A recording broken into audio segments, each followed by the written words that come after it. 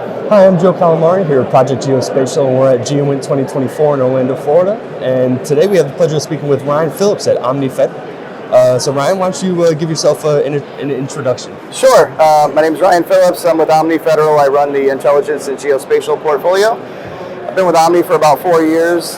Before that, I did about 15 years with the National Geospatial-Intelligence Agency as a civilian. Awesome, great. Bringing a lot of experience in. Absolutely. So I know Omni has only been around, a relatively young company. Absolutely. So from the beginning, I guess, what was the motivation to start up Omni Federal?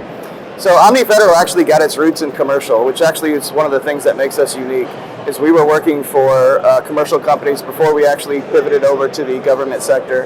And so we brought a lot of that commercial user experience, DevSecOps, ways of doing business, and brought that to the government and kind of got a feel for, is the government sort of ready for that type of development, that type of user experience, really getting with the users and talking with users of products and understanding what it is that they want to see out of software.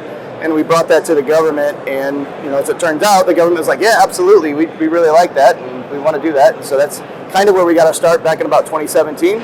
And since then, it's just sort of exploded into massive growth for us over the next couple of years. Awesome. Yeah. So you just kind of alluded to it now, but coming from the commercial now to the government side, there's definitely a different speed at which things modernize. Oh, yeah. So how have you kind of navigated that coming from commercial and now into federal work? Yeah, sure. So the biggest gap for us was going into government and saying, hey, they say, hey, here's all our requirements, right? And we say the requirements are great, awesome, but we actually want to speak to the users of the software, the people that are going to be using that. Getting access to the users was probably the biggest gap for us because it was something that historically the government sort of write down all the requirements, hand it over, and start coding, right? And we came in with the philosophy of, hey, tell us your requirements, tell us what you're trying to achieve, and let us go talk to the users, and then let us come back to you, after we do some discovery and framing and create the personas and things like that. Let us come back to you and say, this is what we found that their users actually want. And we found a lot of times the government's requirements would change after we actually spoke with the users. And so we want to get right to the source of what we really want to build and who's going to be using the software to tell us what they want out of it. And that was a big gap for us. But once we sort of bridged that gap, it obviously became really, really successful for us. And yeah, kind of the rest is history. Yeah, absolutely. So we're at GEOINT. Could you dive into a little bit more about your geospatial portfolio and what you're trying to get out to the people here? Absolutely. So we have a lot of work with the NGA, doing a lot of geospatial work around quality assurance, around open source and mobile development, around modernization, AI, ML type projects with NGA. And yeah, when I first came to Omni, we didn't really have a geospatial portfolio, but I was passionate about it. I brought that to Omni Federal, and yeah, we kind of decided early on, like, this is an area we really should be paying attention to and start to investing in a lot more. And over the last 4 years, that's really digging in and working the relationships and coming from the government, I had a pretty good understanding of what the needs were, and it worked out.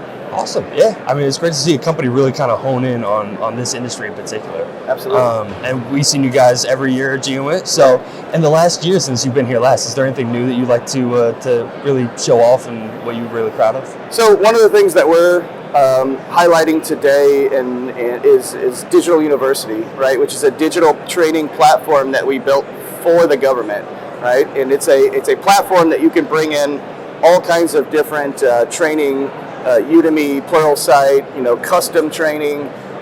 If the entire world is sort of heading towards this digital revolution, where even if you're not a software developer, it helps to know Python, it helps to know AI, ML, it helps to understand data, right? And so training your entire workforce in these types of things has become really, really important.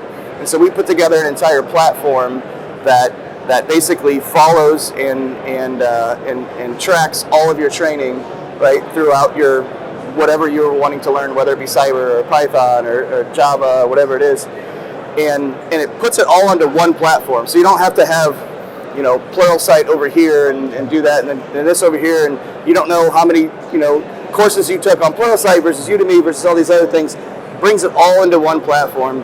And leadership can log into this platform and take a look at their entire agency on how many people have taken this training and how many people have taken this training, as well as as a user, as a person being trained or taking the classes, you earn badges throughout your life cycle of taking training, and those badges, kind of it's sort of gamified for the younger generation, almost as if it was a video game, and you're sort of earning badges through it.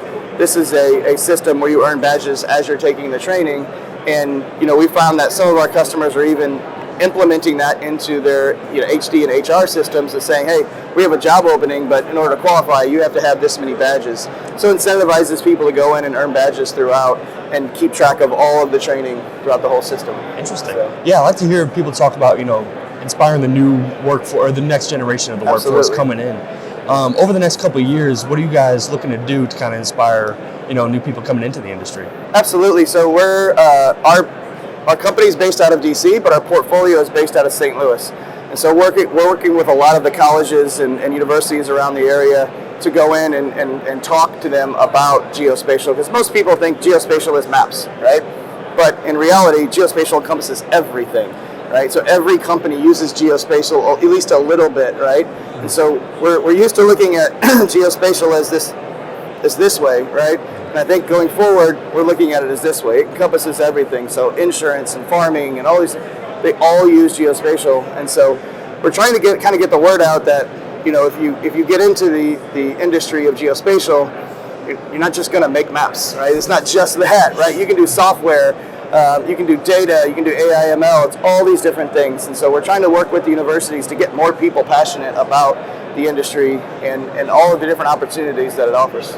Yeah, I think there's a lot more out there than people recognize right now. So as we wrap up now, is there any final message that you'd like to get out to the audience? I mean, I tell everybody every year, the GEOINT is the annual pilgrimage to pay homage to GEOINT. We love it, and it's always a good time, and we'll be here again next year, and we can't wait. So awesome, glad to hear it. So if people want to find out more, where can they find you at? OmniFederal.com. Awesome, sounds good. Yep. Thanks again, Ryan. All right, thank you. This is Joe Calamari, Project Geospatial. I'll see everybody next time.